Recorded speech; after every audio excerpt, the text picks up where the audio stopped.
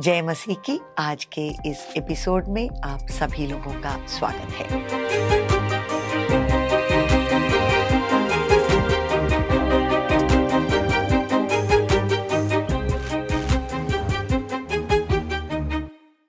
आइए आज हम मार्था और मरियम के बारे में सीखें।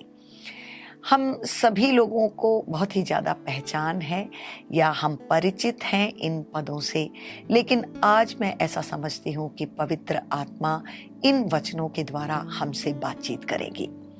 Look chapter 10 verse 38 to 42। आइए हम एक साथ इन वचनों का ध्यान करें। मार्था और मरियम के घर यीशु। जब वे जा रहे थे तो वह एक गांव में गया और मार्था नामक एक स्त्री ने उसे अपने घर में उतारा। मरियम नामक उसकी एक बहन थी, वह प्रभु के चरणों में बैठकर उसका वचन सुनती थी। परंतु मार्था सेवा करते करते घबरा गई और उसके पास आकर कहने लगी, हे प्रभु, क्या तुझे कुछ भी चिंता नहीं कि मेरी बहन ने मुझे सेवा करने के लिए अकेली ही छोड़ दिया है? इसलिए उससे कह कि मेरी सहायता करे। प्रभु ने उसे उत्तर दिया, मार्था हे मार्था, तू बहुत बातों के लिए चिंता करती और घबराती है, परंतु एक बात आवश्यक है और उस उत्तम भाग को मरियम ने चुन लिया है जो उससे छीना ना जाएगा।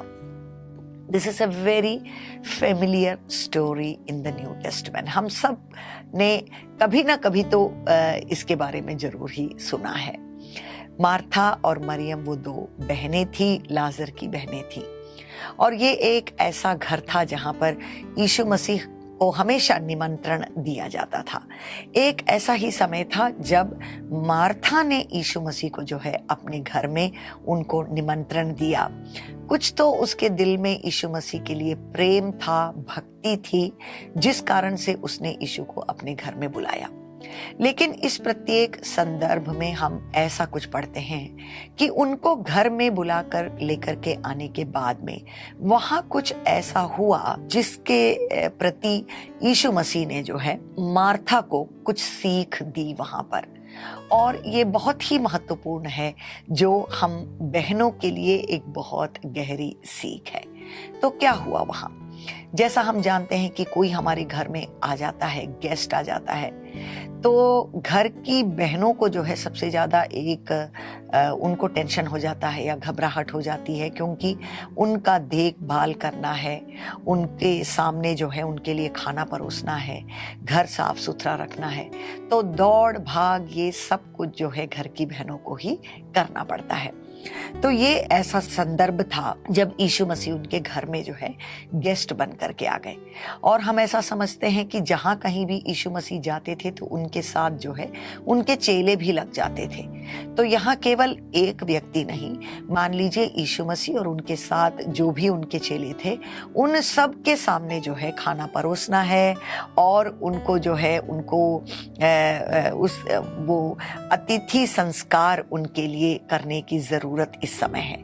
लेकिन क्या हो गया कि मरियम जो कि मार्था की बहन थी, उसने क्या किया? वो जा करके जो है प्रभु के चरणों में बैठ जाती है और उनसे जो है वचन सुनने लगती है। ये सारी बातें जो चारों तरफ वहां हो रही है, इसके बीच में भी उसका दिल जो है प्रभु की ओर चला जाता है, क्योंकि हर समय तो यीशु मसीह उनके घर में आते नहीं, इतना करीब जो है उनसे मिल सकते नहीं। तो जब वो आए तो मरियम के दिल में शायद कुछ ऐसा लगा कि बाकी सारी बातों को छोड़ करके जो है वो दौड़ कर मसीह के चरणों में जाकर के बैठ जाती है।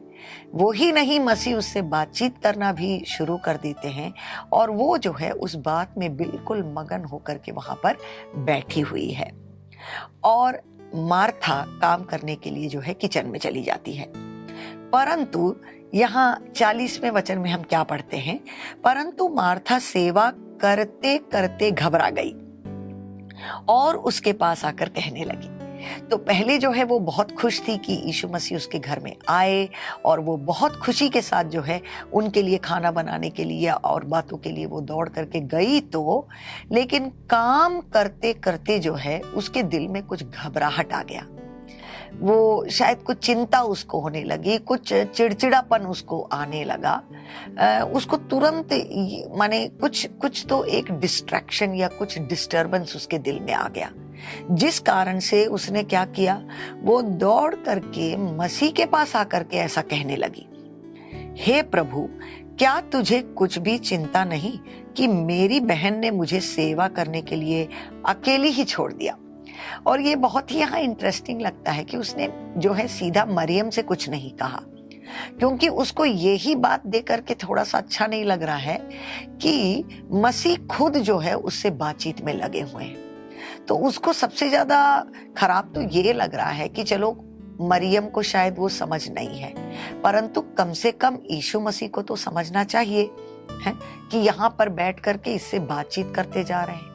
उनको तो ये सोचना चाहिए कि नहीं बेटा, तुम उठ करके जाओ, तुम्हारी बहन काम कर रही है, उसको जो है तुम उसकी सहायता करो। ऐसा मसीह भी नहीं बोल रहे। तो वो सोच करके इसके दिल में ज्यादा जो है कुछ इरिटेशन आ गया। तो उसका सीधा सीधा जो है क्वेश्चन जो है प्रभु से ही है। वो पूछने लगती है कि क्या तुझे कुछ भी चिंता नहीं। उसको जो है मसीह का वो एटीट्यूड ही उसको अच्छा नहीं लग रहा है कि प्रभु तुमको क्यों नहीं चिंता हो रहा है, तुमको नहीं दिख रहा है कि मैं खुद अकेले जो है इतना ज्यादा काम करते जा रही हूँ, और ये मरियम जो है यहाँ पर बिना कोई काम किए आपके चरणों में बैठी हुई है और आप दोनों बातचीत करते जा रहे हैं। तो इतने में हम देखते हैं कि यहाँ मरियम का तो मुंह भी नहीं खुला, मरियम ने कुछ जवाब भी नहीं दिया, परंतु प्रभु ने उत्तर दिया। मार्था ने ये भी कह दिया कि इसलिए उससे कह कि मेरी सहायता करे, कि प्रभु जो कुछ भी यहाँ हो रहा है वो ठीक नहीं है। आपको जो है यहाँ का सिचुएशन अच्छी तरह से शायद समझ में नहीं आ रहा है, तो मैं आपको बता रही हूँ, आपको समझा रही हूँ, और मेरी बातों को सुन करके आपको कुछ समझ आ जाए और आप जो है मरियम को कह दे कि तुम उठ करके जाओ और अपनी बहन की सहायता करो। तो यीशु मसीह यहाँ क्या उत्तर देते हैं? प्रभु ने उसे उत्तर दिया, मार्था, हे मार्था, तू बहुत बातों के लिए चिंता करती और घबराती है।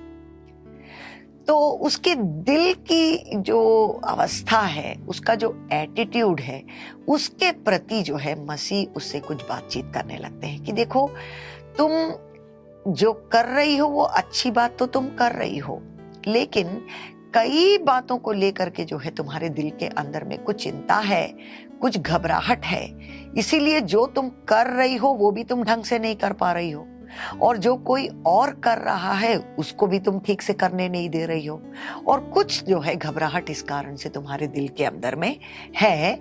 ये अच्छी बात नहीं है। इस तरह से जो है मसीह उससे बातचीत करते हैं, परंतु एक बात आवश्यक है, और उस उत्तम भाग को मरियम ने चुन लिया है जो उससे छीना ना जाएगा। तो मसीह ने जो उत्तर मरियम को दिया, मार्था को दिया, वो बहुत ही एक महत्वपूर्ण बात उसमें से मसीह ने कह दिया कि वन थिंग इज इम्पॉर्टेंट। एक तरह से सोचा जाए तो एक बहन की जिंदगी में, एक महिला की जिंदगी में कितनी सारी जिम्मेदारियां एक साथ जो है उसको निभानी पड़ती है।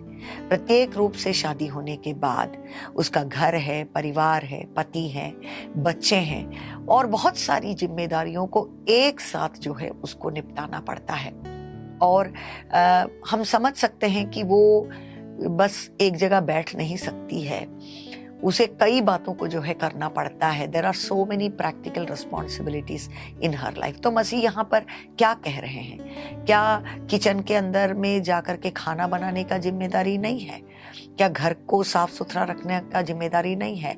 जब अतिथि लोग घर में आ जाते हैं तो उनका जो है, उनको वेलकम करने में, उनको स्वीकार करने में जो कुछ भी रिस्पॉन्सिबिलिटी है, क्या ये नहीं करना है? क्या केवल कहीं एक जगह बाइबल को लेकर के आप बैठ जाएं और प्रार्थना करते रहें? नहीं, इसका ये मतलब नहीं है। परंतु यीशु मसीह ये कह रहे हैं कि देखो, सबसे इंपॉर्टेंट बात तुम्हारी जिंदगी में क्या है, कि तुम जो है, जो कुछ भी तुम करते हो वो प्रभु से जो तुम्हारा प्रेम है उसके कारण तुम करो। That is the most important thing. करने के लिए, just for the sake of doing things, don't do so many things. कई बार हम जब अपने प्रैक्टिकल लाइफ में हम देखते हैं या मिनिस्ट्री की ओर जब हम देखते हैं तो शुरुआत जो है हम बहुत खुशी खुशी से करते हैं, है ना। प्रभु से हमें प्रेम रहता है। जिस तरह से मार्था ने खुद उनको अपने घर में निमंत्रण दिया, खुशी खुशी से वो उनके लिए काम करने लगी। शुरुआत तो बहुत अच्छी तरह से होता है, बट कुछ समय के बाद जो है हम कई बातों में हमारा दिल फंस जाता है। हम ये भी भूल जाते हैं कि इन बातों को हमने क्यों जो है हमने इन बातों को करना शुरू किया, और हम दूसरे लोगों से जो है अपना कंपैरिजन करने लग जाते हैं। कई बातों में हमको इस तरह का कंपैरिजन हो जाता है। हम कहते हैं कि अरे उसका लाइफ तो कितना आराम का जिंदगी है, क्यों मुझे ये सब करना पड़ रहा है, उनको तो बैठे बैठे आशीष मिल जा रहा है।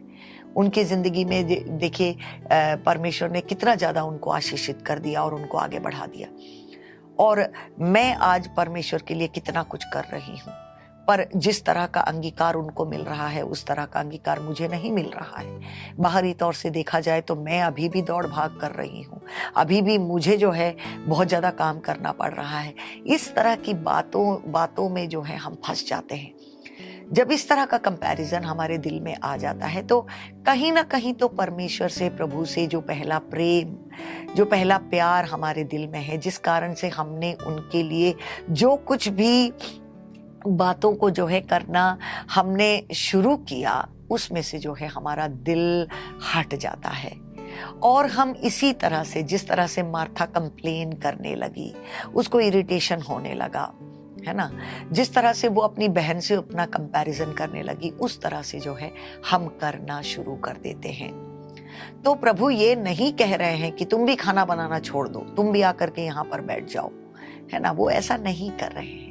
पर मसीह ये कह रहे हैं कि देखो, जो हमारा परमेश्वर से रिश्ता है, जो पहला स्थान हम परमेश्वर को अपनी जिंदगी में देते हैं, जो पहला प्रेम उनके प्रति हमारे दिल में है, वो हमेशा उसी तरह से बना रहे, और उसमें से जो कुछ भी हम परमेश्वर के लिए करना चाहते हैं वो हम शांति से, सुकून से हम करें।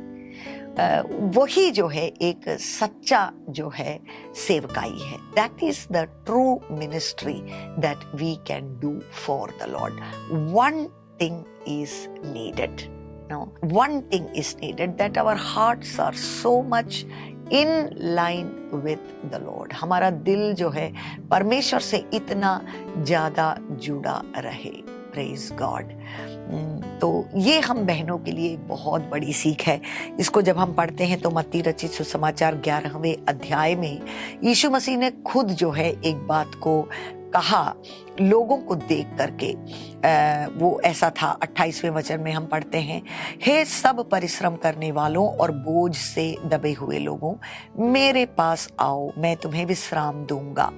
मेरा जुआ अपने ऊपर उठा लो और मुझसे सीखो, क्योंकि मैं नम्र और मन में दीन हूँ, और तुम अपने मन में विश्राम पाओगे, क्योंकि मेरा जुआ सहज और मेरा बोझ हल्का है। तो जब हम प्रभु के साथ जो हमारा गहरा संबंध है और प्रेम है, उसमें से जो कुछ भी हम परमेश्वर के लिए करते हैं उसमें हमें कभी थकान महसूस नहीं होती है। हमारा दिल हमेशा खुश रहता है, हल्का रहता है, कभी हमें ऐसा बोझ महसूस नहीं होता है। जिस तरह से मार्था जो है घबरा गई और उसको जो है बिल्कुल टेंशन होने लगा, और उसको जो है जो कुछ भी वो कर रही है वो बहुत ही जो है उसको बिल्कुल बड़ा दिखने लगा, उसको ऐसा लगा कि ये बहुत भारी काम है, जो मेरे सामने है वो भारी काम है। तो परमेश्वर से जो प्रेम है, परमेश्वर से जो संबंध है, वो हमारी जिंदगी में सबसे पहले स्थान पर रहे, और उसमें से जो कुछ भी हम परमेश्वर के लिए करना चाहते हैं वो हम करें। तब हमारे दिल में हर समय वो प्रेम और वो आनंद और वो खुशी that joy will be in our hearts, and it will keep us from complaining, it will keep us from murmuring, it will keep us from becoming weary in our lives. Praise God. तो सारी बहनों के लिए, हम सब बहनों के लिए ये एक बहुत ही महत्वपूर्ण शिक्षा है कि कई बार काम करते करते, घर के अंदर, घर के बाहर, हो सकता है कलीसिया में कुछ करते करते या अपने सेवकाई में कुछ करते करते हम जो है कुड़कुड़ाने लगते हैं। हम ऐसे एक जगह पर आ जाते हैं जहां पर कि हम थक जाते हैं, हमें ये सब कुछ जो है बहुत बड़ा बोझ लगने लगता है। अगर ऐसा कुछ आज आप अपने जिंदगी में महसूस कर रहे हैं तो मैं आपसे कहूंगी कि हो सकता है हम मार्था जैसा कुछ एटीट्यूड हमारे अंदर में आ गया है। हम अपने आप को जांच करें, हम अपने आप को सर्च करें कि क्या मैं मार्था के समान हूं या मैं मरियम के समान हूं। बहुत ज्यादा जिम्मेदारियों को अपने जिंदगी में निभाने के बावजूद आप अपने दिल में और अपनी आत्मा में मरियम के समान जो है रह सकते हैं। यही शिक्षा इन वचनों के द्वारा हम पाते हैं।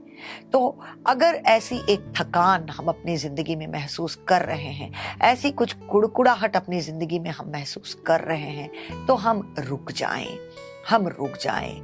It's okay that you don't do the things that you are doing right now. आप अपने आप को परमेश्वर की उपस्थिति में जो है बिल्कुल शांत कर लें और आप परमेश्वर की आवाज को फिर से सुने। आप आज जो कुछ भी कर रहे हैं वो क्यों कर रहे हैं, किसके लिए कर रहे हैं? इस तरह की गहरे सवालों का जवाब आप अपने आप से पाएं और नई प्रेम से, नई आशा के साथ और नई खुशी के साथ परमेश्वर की सेवकाई आप करें। God bless you all.